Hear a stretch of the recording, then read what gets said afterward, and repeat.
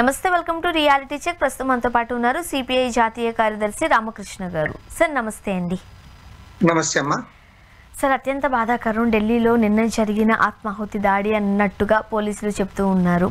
ఇప్పటి వరకు 12 మంది వరకు చనిపోయి ఉండొచ్చు అని కూడా అంచనా వేస్తున్నారు. ఇప్పుడు ఎక్కడైనా ఒక ప్రాంతంలో జరిగిందంటే అదొక ఎత్తు, దేశ రాజధాని ఢిల్లీలో, అది కూడా ఎర్రకోటకు సమీపంలో చాలా ఆలోచించాల్సిన విషయం. అసలు ఏం జరుగుతోంది, నిఘా వర్గాలు ఏం చేస్తున్నాయి, ఈ దాడికి గల కారణాలు ఏంటి, మీరేం చెప్తారు? అత్యంత బాధాకరమైన సంఘటన. ప్రతి పౌరుడు కూడా దీన్ని ఖండించాలి. ప్రజాస్వామ్యంలో ఇలాంటి టెర్రరిస్ట్ యాక్టివిటీస్ కి ఎలాంటి ఆస్కారం లేదు. వీటిని ముక్త కంఠంతో అన్ని రాజకీయ పార్టీలు, మేధావులు, పౌర సంఘాలు అందరూ కూడా ఖండించారు. రెండవది ఏమంటే, ఇవాళ నరేంద్ర మోడీ ప్రభుత్వం అధికారానికి వచ్చిన తర్వాత వీరు పెద్ద పెద్ద మాటలు చెప్తా ఉన్నారు తప్ప ఈ టెర్రరిజాన్ని పూర్తిగా అణచివేయడంలో వాళ్ళు విఫలమవుతా ఉన్నారు. ఇవాళ పైగా ఈరోజు అనేక సంఘటనలు జరుగుతున్న దాన్ని బట్టి చూస్తా ఉంటే, ఇవాళ దేశవ్యాప్తంగా సోషల్ మీడియాలో జరుగుతున్న చర్చ ఏమంటే, ఒక సంఘటన జరిగింది, ఇది దుస్సంఘటన, అసలు ప్రజలు ప్రాణాలు కోల్పోతా ఉన్నారు, 10 మందికి పైగా ఈ ఘటనలో చనిపోయారు, దీన్ని అందరం కూడా ఖండిస్తా ఉన్నాం. అట్ ద సేమ్ టైం మరోవైపు కొన్ని అనుమానాలు వ్యక్తం చేసే ఒక పరిస్థితి మనం సోషల్ మీడియాలో చూస్తాము. అదేమంటే, ఎన్నికలు జరిగే ప్రతి సందర్భంలో కూడా ఎన్నికలు జరగడానికి ముందుగానో లేదా ఎన్నికలు జరుగుతున్న తరుణంలోనూ ఇలాంటి ఘటనలు మన దేశంలో జరుగుతూ ఉన్నాయని చెప్పి అది కూడా ఒక చర్చ జరుగుతూ ఉంది. ఎందుకంటే ఇవాళ బీహార్ రాష్ట్ర అసెంబ్లీకి ఎన్నికలు జరుగుతున్న నేపథ్యంలో ఆల్రెడీ ఫస్ట్ ఫేజ్ పోలింగ్ కూడా అయిపోయింది. ఇప్పుడు నెక్స్ట్ ఫేజ్ పోలింగ్ పోతా ఉన్నారు. ఈ సందర్భంలో ఈ దుస్సంఘటన జరిగింది. కాబట్టి ఏమంటే, భారతీయ జనతా పార్టీని, అధికార వర్గాలను అనుమానించే పరిస్థితులు కూడా ఇవాళ ప్రజల్లో కలుగుతా ఉన్నాయి. ఎందుకంటే గతంలో పెహల్గాం జరిగిన సందర్భంలో కూడా ఇదే రకంగా అనుమానించారు. కాబట్టి ఏమంటే, ఇవాళ ప్రభుత్వము 11 సంవత్సరాలుగా 3 దఫాలుగా కేంద్రంలో బీజేపీ ప్రభుత్వం, ఎన్డీఏ ప్రభుత్వం అధికారంలో ఉన్నప్పటికీ ఈ టెర్రరిస్ట్ యాక్టివిటీస్ ని అంతం చేయడంలో మాత్రం వాళ్ళు విఫలమవుతా ఉన్నారు. దానికి పూర్తి బాధ్యత మొత్తం కేంద్ర ప్రభుత్వమే తీసుకోవాల్సి ఉంది. మాటలు పెద్ద పెద్దగా ఉంటున్నాయి. ప్రైమ్ మినిస్టర్ నరేంద్ర మోడీ గారు కానీ, హోమ్ మినిస్టర్ అమిత్ షా గారు కానీ టెర్రరిజాన్ని అంతం చేస్తాం, దీన్ని అంతా కూడా ఇది చేస్తామని చెప్తారు. నక్సలైట్లంతా అంతం చేస్తామని చెప్పి ప్రచారం చేస్తా ఉన్నారు. చివరికి నక్సలైట్లు వాళ్ళు మేము చర్చలకు రెడీ అయినా సరే మేము చర్చలు చేసేది లేదు, మేమందరిని కూడా ఎలిమినేట్ చేస్తామనే పద్ధతిలో వాళ్ళు ప్రగల్భాలు పలుకుతా ఉన్నారు.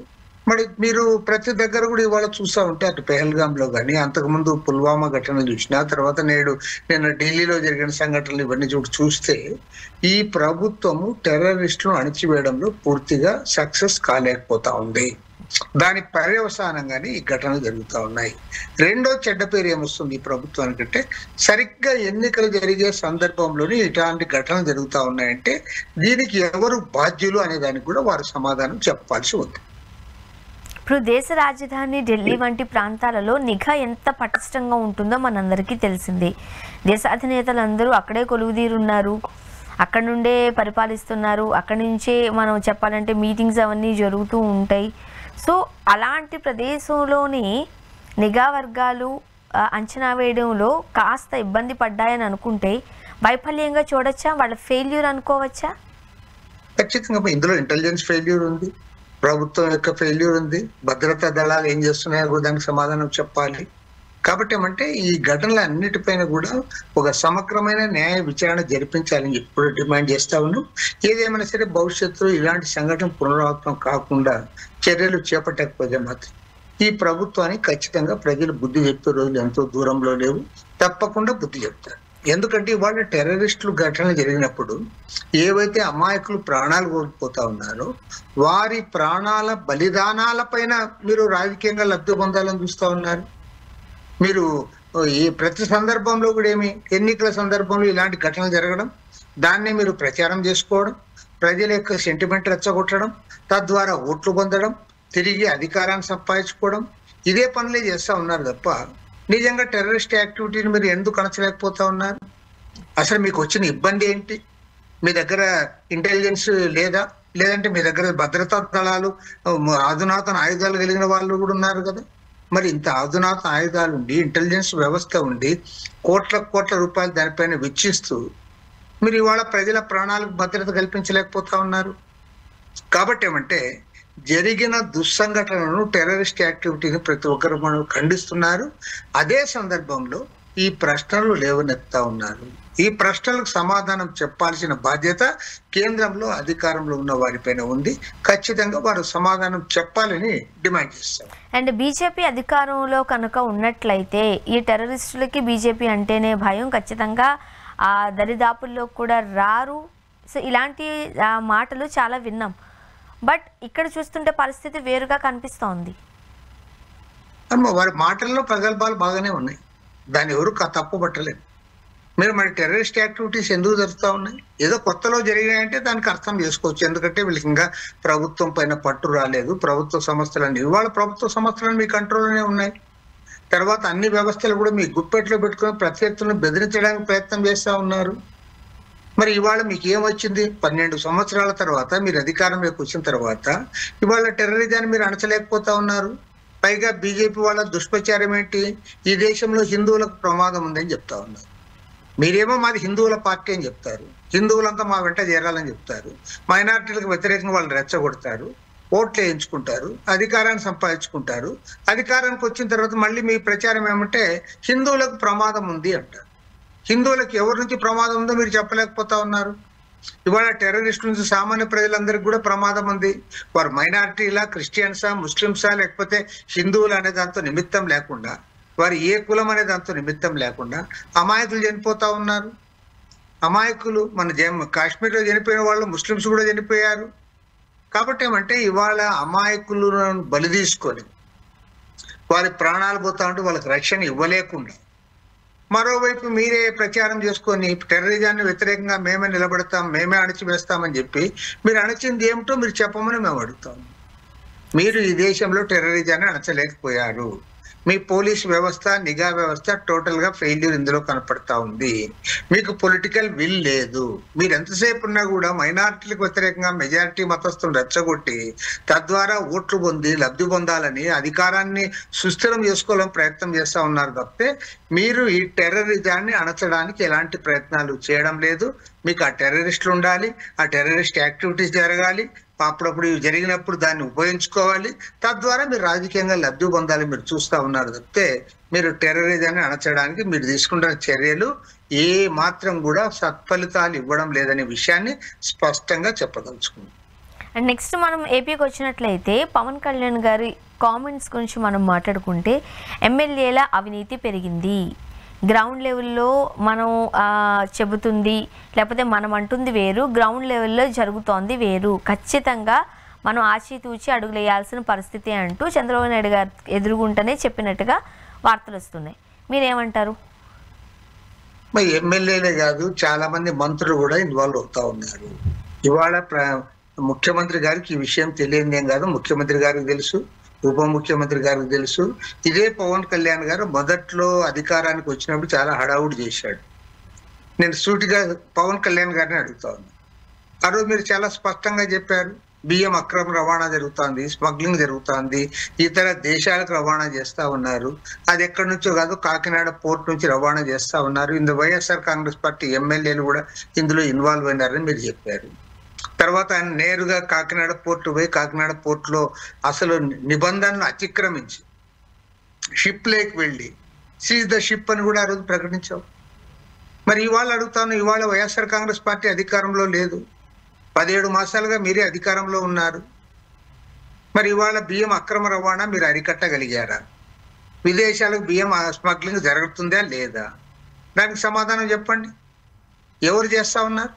మీ ఎమ్మెల్యేలు, అధికారులు అందరు కూడా సక్రమంగా డబ్బులు పంపిణీ చేసుకొని సిస్టమేటిక్ గా ఇవాళ స్మగ్లింగ్ చేస్తా ఉన్నారు. ఎవరి వాటా ఎంతో కూడా అందరు కూడా సక్రమంగా పంచుకుంటున్నారు. ఎక్కడ కూడా భేదాభిప్రాయాలు లేవు వాళ్ళ దగ్గర. అన్ని చోట్ల కూడా చాలా సాఫీగా ఈ పని అంతా కూడా నడుస్తూ ఉంది. మరి పవన్ కళ్యాణ్ గారు మళ్ళీ ఎందుకు పోలే కాకినాడకి? మళ్ళీ ఎందుకు సీజ్ ద షిప్ అని అనలే? కాబట్టి ఏమంటే ఇదంతా కూడా దొంగ నాటకం తప్ప మరొకటి కానే కాదు. అందరికీ తెలుసు, చంద్రబాబు నాయుడు గారికి కూడా తెలుసు ఎమ్మెల్యేలు ఏం చేస్తున్నారు. అదేవిధంగా ఇతర మంత్రులకు కూడా తెలుసు, పవన్ కళ్యాణ్ గారికి కూడా ఆ విషయం తెలుసు. కాబట్టి ఇందులో కొత్తగా వీళ్ళు కనిపెట్టింది ఏమీ లేదు. గతంలో ఏనాడు లేనంతగా ఇవాళ ఎమ్మెల్యేలు మంత్రుల్లో కూడా సగానికి సగం మంది దిగజారి, ఎమ్మెల్యేలు అయితే 80%, మంత్రుల్లో మోర్ దాన్ 50%, అందరు కూడా డబ్బు సంపాదించుకునే పనిలోనే ఉన్నారు. ఇది ముఖ్యమంత్రి గారికి తెలుసు, పవన్ కళ్యాణ్ గారికి కూడా తెలుసు. ఇప్పుడు అదే కదా క్యాబినెట్ లో కూర్చుని మనం గుడ్ గవర్నెన్స్ గురించి మాట్లాడుకుంటున్నాం, బట్ రియాలిటీ అది కాదు అని చాలా ఖరాఖండిగా చెబుతూ ఉన్నారంట. అంటే కూటమిలో ఉన్న ఒక పార్టీకి సంబంధించిన వాళ్ళే చంద్రబాబు నాయుడు గారు ఎదుట వార్న్ చేస్తూ మాట్లాడడాన్ని ఎలా చూడాలి? ఇందులో ఆ పార్టీ ఈ పార్టీ ఏం లేదమ్మా, అన్ని పార్టీల ఎమ్మెల్యేలు అదే పనిలో ఉన్నారు. కూటమిలో ఉన్న 3 పార్టీల ఎమ్మెల్యేలు ఒకరు ఎక్కువ ఒకరు తక్కువ అనేది తప్పితే దాదాపు 80% ఎమ్మెల్యేస్ వాళ్ళందరూ కూడా అదే పనిలో ఉన్నారు, భారీ సంపాదనలో ఉన్నారు. ఆ సంపాదన తప్ప వేరే మార్గం వాళ్ళకి కనపడడం లేదు, వాళ్ళు ఆ పనిలోనే ఉన్నారు. అది ముఖ్యమంత్రి గారికి కూడా తెలుసు. చివరికి కబ్జాలకు పాల్పడతా ఉన్నారు. ఇవాళ అవినీతి అనేది విచ్చలవిడిగా సాగుతా ఉంది, ఈ విషయం అందరికీ తెలుసు. గతంతో పోల్చినప్పుడు అవినీతి పెరిగింది తప్ప తరిగిందని ఒక్కరు కూడా చెప్పడం లేదు. అసలు అధికార పార్టీ కార్యకర్తలనే చెప్తారు అవినీతి పెరిగింది అనే విషయం. దానికి కారణం ఎమ్మెల్యేలు అంటారు. ఎమ్మెల్యేలే కాదు, ఎక్కువ మంది ఎమ్మెల్యేలు ఆ పనిలో ఉన్నారు, అదేవిధంగా కొంతమంది సగం మంది మంత్రులు కూడా అదే పనిలో ఉన్నారు. కాబట్టి అవినీతి విచ్చలవిడిగా జరుగుతా ఉంది. స్టేట్ లో 48 మంది ఎమ్మెల్యేల పనితీరుకి సంబంధించి స్వయాన చంద్రబాబు నాయుడు గారే పిలిపించుకుని మరి క్లాస్ పీకారు, ఇది కూడా గట్టిగా వినిపిస్తున్న మాట. 48 నంబర్ తిప్పేస్తే బాగుంటుంది. 84 మంది ఉంటారు. మెజారిటీ ఎమ్మెల్యేలు ఆ పని చేస్తా ఉన్నారు. ఇవాళ కొత్తగా ఉన్న ఎమ్మెల్యేలు అదే పనిలో ఉన్నారు, గతం నుంచి కూడా ఎమ్మెల్యేలుగా పనిచేసిన వాళ్ళు కూడా చాలా మంది ఆ పనిలోనే ఉన్నారు. కాబట్టి ప్రభుత్వానికి ఇంత పెద్ద ఎత్తున చెడ్డ పేరు వచ్చింది. ప్రభుత్వం సంక్షేమ కార్యక్రమాలు అమలు చేసింది, కొన్ని అభివృద్ధి కార్యక్రమాలు అమలు చేసిన మాట వాస్తవమైనప్పటికీ ఇవాళ ప్రజల్లో రావాల్సినంత పాజిటివ్ స్పందన ఎందుకు ప్రభుత్వానికి రాలేదంటే అవినీతే ప్రధానమైన కారణం. అదేవిధంగా ఇవాళ పోలీసు వ్యవస్థను కూడా పూర్తి స్థాయిలో నిర్వీర్యం చేశారు. వాళ్ళ అధికార పార్టీ ఏం చెప్తే అది చేయడానికి ఉన్నారు తప్పితే వాళ్ళు చట్ట ప్రకారం మేము పనిచేయాలి అనేది వాళ్ళు ఏనాడో మర్చిపోయారు. గతం నుంచి కూడా కొనసాగుతున్నది అది, ఇప్పుడు మరింత అధ్వానంగా దిగజారిపోయారు. తర్వాత ప్రభుత్వ కార్యాలయాల్లో ఇవాళ లంచాలు లేకుండా ఏ పని జరిగే పరిస్థితి కనపడడం లేదు. ప్రతి దాంట్లో కూడా లంచాలు పెద్ద ఎత్తున జరుగుతూ ఉన్నాయి. అది రెవెన్యూ డిపార్ట్మెంటా, పంచాయతీరాజ్ డిపార్ట్మెంటా, పోలీస్ డిపార్ట్మెంటా, ఒక డిపార్ట్మెంట్ అని కాదు, అన్ని డిపార్ట్మెంట్స్ లో కూడా, రిజిస్ట్రేషన్ కానీ అన్నిట్లో కూడా ఇవాళ పెద్ద ఎత్తున ఇవాళ అవినీతి జరుగుతూ ఉంది. కాబట్టి అవినీతిని అరికట్టలేకపోతా ఉంది ఈ ప్రభుత్వము. పర్యవసానం కానీ ఇవాళ ఈరోజు దానికి చెడ్డ పేరు వస్తూ ఉంది. ఈరోజు ఉప ముఖ్యమంత్రి పవన్ కళ్యాణ్ గారు మాట్లాడుతున్నారంటే ఎవరు ఏమనేది మీరు ఎవరిని కంట్రోల్ చేశారు, ఎవరి మీద యాక్షన్ తీసుకున్నారని నేను అడుగుతా ఉన్నా. మీరు ఎవరి మీద యాక్షన్ తీసుకోకపోకుండా మీరు పదే పదే మాట్లాడుకుంటా ఉన్నారు. గత 6 మాసాల నుంచి కూడా మీరు ఇదే మాట్లాడుతూ ఉన్నారు సార్. కాకపోతే ఇప్పుడు ఇంత ఎక్స్పీరియన్స్ ఉన్న చంద్రబాబు నాయుడు గారికి ఈ విషయాన్ని స్వయంగానే పవన్ కళ్యాణ్ గారు తెలియచేయడం ఇది రెండోసారి అంటూ వార్తలు మనం చూసిన సందర్భంలో. అయితే చంద్రబాబు నాయుడు గారికి తెలియదా గుడ్ అడ్మినిస్ట్రేటర్?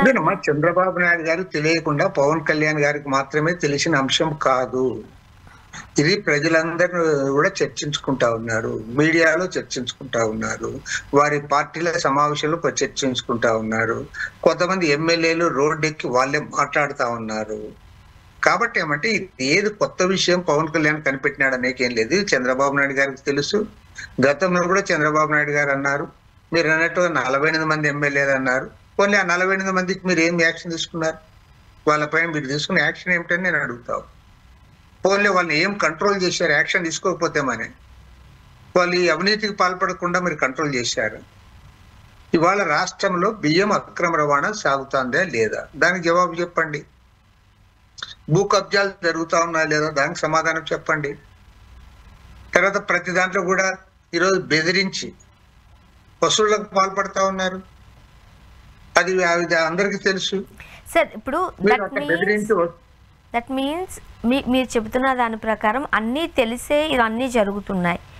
మరి చంద్రబాబు నాయుడు గారు పార్టీని లేకపోతే ఎమ్మెల్యేలను కంట్రోల్ చేయలేకపోతున్నారా? ఆయన మాట ఎవరు వినట్లేదా, లెక్క చేయట్లేదా? లేకపోతే కావాలని మీ పని మీరు చేసుకోండి అన్నట్టు స్వయాన ముఖ్యమంత్రి వదిలేస్తున్నారా? దానికి వంక పారితే వాగా నచ్చున్నారు. చంద్రబాబు నాయుడు వాళ్ళని కంట్రోల్ చేసింటే ఇవాళ మళ్ళీ దానిపైన చర్చ ఉండేది కాదు కదా.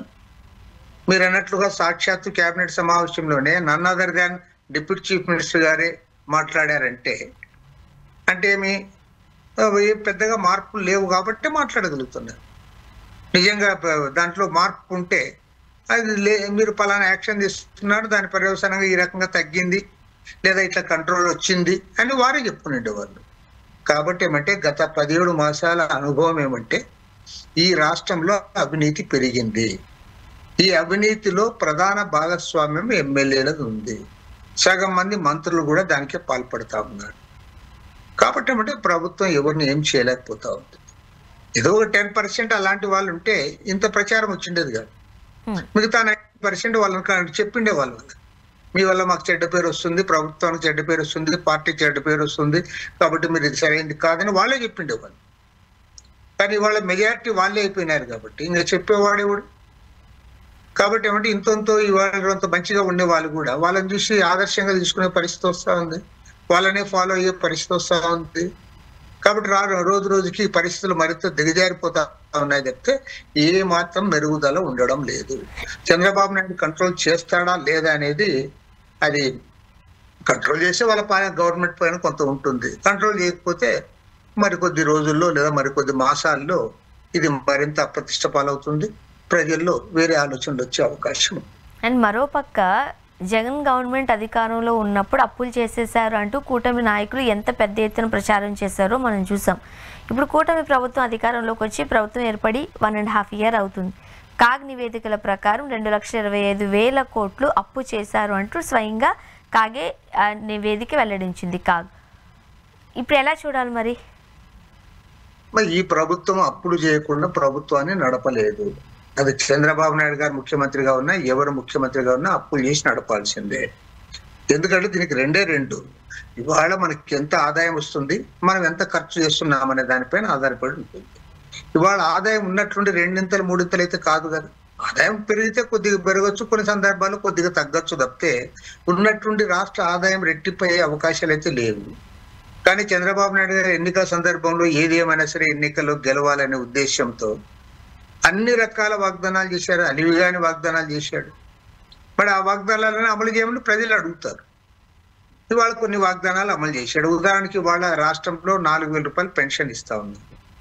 అదేవిధంగా పిల్లలందరికీ కూడా తల్లి వందనం అని చెప్పేరుతో వాళ్ళకి డబ్బులు ఇస్తామన్నాడు. మీకు ఎంతమంది పిల్లలు ఉంటే అంతమందికి ఇస్తామని చెప్పాడు. అవన్నీ అమలు చేయాలి. రైతులకు కూడా వాగ్దానాలు చేశాడు. ఇంకా చాలా వరకు వాగ్దానాలు ఇంకా అమలు కావాలి. ఫ్రీ బస్కి ఇవ్వాలి. కాబట్టి ఏమంటే ఒకవైపు ఈ సంక్షేమ కార్యక్రమాలు అమలు చేయాలి, మరోవైపు అభివృద్ధి కార్యక్రమాలు చేపట్టాలి. ఇవి చేయాలన్నప్పుడు నిధుల కొరత ఉంది. అదే దీంతో పాటు అమరావతి రాజధాని నిర్మాణం చేపట్టాలి. ఇవాళ రాజధాని నిర్మాణానికి వివిధ సంస్థల నుంచి, ప్రపంచ బ్యాంకు నుంచి, తర్వాత హట్కో నుండి, KFW సంస్థ నుంచి 31,000 కోట్ల రూపాయలు రుణం తెచ్చారు. మరో 32,000 కోట్ల రూపాయల రుణాన్ని త్వరలోనే తెస్తామని చెప్తా ఉన్నారు. కాబట్టి దీన్ని బట్టి అర్థమవుతున్నది ఏమంటే ఇవాళ రాష్ట్ర ప్రభుత్వము బడ్జెట్ అప్పులు కొని తెస్తే ఆ తర్వాత కార్పొరేషన్ల పేరు మీదుగా కూడా మరి పెద్ద దాదాపు 55,000 కోట్ల రూపాయల అప్పులు తెచ్చారు. అమరావతి రాజధాని కోసం 31,000 కోట్ల అప్పులు తెచ్చారు. మరో 32,000 కోట్ల అప్పు తెస్తా ఉన్నారు. ఇంత పెద్ద ఎత్తున దాదాపు 2,30,000 కోట్ల రూపాయల అప్పులు తెచ్చిన ప్రభుత్వము 17 మాసాల కాలంలో ఇంత పెద్ద ఎత్తున అప్పులు తెస్తే రాబోయే రోజుల్లో మరిన్ని అప్పులు తెచ్చే ముందుకు సాగుతారు. కాబట్టి అంటే అప్పులు లేకుండా ఈ ప్రభుత్వం నడుస్తుంది అనుకోవడం భ్రమ మాత్రమే. ఒకవేళ ఎవరైనా చెప్పినా మనం నమ్మాల్సిన అవసరం లేదు. మేము సంపద సృష్టిస్తామంటే సంపద ఎక్కడి నుంచి సృష్టిస్తాం, ఏ మేరకు సృష్టిస్తాం? ఒకవేళ సంపద కొంత ఆదాయం పెరగదని కాదు, కానీ ఆ ఆదాయం ఒకేసారి రెట్టింపు అయితే కాదు కదా. కొద్ది కొద్దిగా పెరుగుతూ పోతుంది. కానీ నీవు ఇవాళ ఇక్కడ ఖర్చులు అయితే విపరీతంగా పెరిగిపోయినాయి. ఆ ఉద్యోగస్తులకు ఇవ్వాల్సినవి కానీ అరియర్స్ అని కూడా పెండింగ్ లో ఉన్నాయి. ఇంకా కొన్ని ఇచ్చినప్పటికీ ఇంకా అరియర్స్ చాలా వరకు పెండింగ్ లో ఉన్నాయి. ఇచ్చిన వాగ్దానాలన్నీ అమలు చేయమని ప్రజల నుంచి వాళ్ళ నేరుగా ఒత్తిడి వస్తూ ఉంది. దీనికి తోడు ఏవైతే మీరు అప్పులు తెచ్చారో దానికి సంబంధించిన వాయిదాలు అవన్నీ చెల్లించాల్సి వస్తుంది. కాబట్టి ఏమంటే ఈ ప్రభుత్వము అప్పుల్లో కూరుకుపోయింది. భవిష్యత్తులో మరిన్ని అప్పులు తెచ్చే తప్ప ప్రభుత్వం నడిచే పరిస్థితి లేదు. ప్రభుత్వం అప్పులు లేకుండా సంపద సృష్టించి మేము నడుపుతామని ఏదైతే చెప్పారో ఆ చెప్పింది అమలు చేస్తుందని మాత్రం ఎవ్వరూ ఆశించడం లేదు. అది భ్రమ మాత్రమే. ఈ తిరుమల కల్తీకి సంబంధించిన ఇష్యూ కూడా డైలీ సీరియల్ లాగా తిరుగుతూనే ఉంది. రోజుకు ఒక ఎపిసోడ్ బయటకు వస్తున్నట్టు వస్తుంది. ఈ నెల 13న అప్పటి టీటీడీ చైర్మన్ వైవి సుబ్బారెడ్డి గారిని కూడా విచారణకు ఆదేశించడం జరిగింది. విచారణ గతంలోనే ఆదేశించారు, ఇప్పుడు కొత్తగా ఇచ్చారని నేను అనుకోవడం లే. గతంలో అది వచ్చినప్పుడు కూడా అది దాన్ని చాలా హంగామా సృష్టించారు. కానీ ఎవరైతే ఇన్వాల్వ్ అయిపోయినా యాక్షన్ తీసుకుంటే దానికి ఎవరికి అభ్యంతరం ఉండక్కర్లే. కానీ దీనికి రాజకీయ ట్విస్ట్ మాత్రం ఇవ్వకూడదని నేను కోరుతా ఉన్నాను. ఎందుకంటే ఒక తప్పు జరిగింది అన్నప్పుడు తప్పు జరిగిన వాళ్ళు దానికి ఎవరు బాధ్యులు, ఎవరైతే అందులో ఇన్వాల్వ్ అయ్యారో, ఎవరైతే అవినీతికి పాల్పడ్డారో, ఎవరైతే మోసం చేశారో, ఎవరైతే అక్రమాలకు పాల్పడ్డారో అలాంటి వారిపైన యాక్షన్ ఉంటే ఎవరు కూడా తప్పు పట్టాల్సిన ఏం లేదు. అది ప్రొసీజర్ ప్రకారం దానికి ముందుకు సాగితే దాన్ని ఎవరైనా సమర్థిస్తారు, దానికి ఏమి ఇబ్బంది లేదు.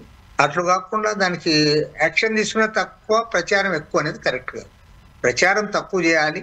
యాక్షన్ తీసుకునే సంస్థలు ఏవైతే ఉన్నాయో మీరు సిట్ దర్యాప్తుకి ఇచ్చినా, లేదంటే సిఐడికి ఇచ్చినా, లేదా కేంద్ర ప్రభుత్వానికి కోరి మీరు సిబిఐ దర్యాప్తుకి ఇచ్చినా, ఆ దర్యాప్తు సంస్థ దాని విధానాలు బయటపెడితే బాగుంటుంది.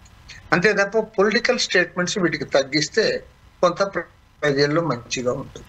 మాజీ ధర్మారెడ్డి గారిని కూడా క్వశ్చన్ చేసింది కదా సిట్. ఓకే, అనుమానం వచ్చినప్పుడు ఎవరైనా పిలుస్తుంది, తప్పేముంది. పోలీస్ సంస్థలు వాళ్ళకి నిజంగా ఈ విచారణ అధికారులు ఉన్న వాళ్ళు, ఆ విచారణాధికారి ఖచ్చితంగా దాంట్లో ఎవరైతే ఇన్వాల్వ్ అయినారని వాళ్ళకి అనుకుంటారో వాళ్ళని ఖచ్చితంగా పిలుస్తారు, దానిపైన ఎంక్వైరీ చేస్తారు. ఎంక్వైరీ చేసినప్పుడు దాన్ని వాళ్ళ ఇన్నోసెన్స్ ఏదైతే ఉందో వాళ్ళ అమాయకత్వాన్ని వాళ్ళే నిరూపించుకోవాలి. వారి ఇన్వాల్వ్మెంట్ కాలేదు అందులో, లేదంటే అక్రమాలకు వారికి సంబంధం లేదనే విషయాన్ని అప్పుడు ఎవరైతే అధికారులుగా ఉన్నారో వాళ్ళు మెయిన్ గా నిరూపించుకోవాలి. రాజకీయ నాయకులు కంటే, ఉదాహరణకి బోర్డు చైర్మన్ ఉంటాడు, చైర్మన్ కంటే ఎక్కువ ఇన్వాల్వ్ అయ్యేది అక్కడ ఉన్న అధికారులు ఎక్కువైతారు. చైర్మన్ ఇప్పుడు బిఆర్ నాయుడు గారు ఉన్నారు, ఏదైనా జరిగిందంటే ఆయన స్వయంగా పోయి ఆయన చూడలేడు కదా. కాబట్టి ఏమంటే ఎవరైతే అధికారులు ఉంటారో అధికారులదే ప్రధానమైన బాధ్యత ఉంటుంది. అది గవర్నమెంట్ అయినా సరే, టీటీడీ అయినా సరే. ఇప్పుడు ఫైనల్ గా తిరుమల లడ్డు ఇవన్నీ కూడా భక్తుల మనోభావాలతో ముడిపడి ఉన్న అంశాలు. ఎప్పటికొక క్లారిటీ వస్తుంది అంటారు, లేకపోతే ఇంక ఇలానే నడుస్తుందా? ఇందులో రెండు ఉన్నాయమ్మా. ఒకటి భక్తుల మనోభావాలతో ముడిపడి ఉన్న సమస్య అనేది దానికి అందరూ అంగీకరిస్తున్న విషయమే. కాబట్టి ఎక్కువ దానిపైన చర్చ చేయడము, తర్వాత ఇదంతా అది జరిగింది ఇది జరిగింది అని మనం ప్రచారం చేయడం అనేది అది కొద్దిగా భక్తుల మనోభావాలు దెబ్బతింటాయి, భక్తుల మనసును నొచ్చుకుంటారు. కాబట్టి దాన్ని తక్కువ ప్రచారం చేయండి అనేది అది ఒకవైపు కరెక్టే. కానీ భక్తుల మనోభావాలు దెబ్బతింటాయనే పేరుతో ఏదైనా అక్రమాలు జరిగితే, అవినీతి జరిగితే దాని గురించి మేము పట్టించుకోము, దాన్ని ఏమాత్రం కూడా దాన్ని చర్చించాల్సిన అవసరం లేదు, దానిపైన యాక్షన్ అవసరం లేదు, దానిపైన విచారణ అవసరం లేదంటే అది ప్రజలు అంగీకరించరు. అది ఒక గుడి కానీ, లేదంటే ఇంకోటి ఒక చర్చి కానీ, లేదంటే అది ఒక మసీదు కానీ, ఏదన్నా కానీ అక్కడ కూడా ఆ పవిత్రత వాళ్ళు కొనసాగాలని అనుకున్నప్పుడు వారు ఎవరైతే అందులో ఇన్వాల్వ్ అయి ఉంటారో వాళ్ళు మిగతా పనులు చేసే వాళ్ళకంటే కూడా వారు మరింత పవిత్రంగా ఉండాలి.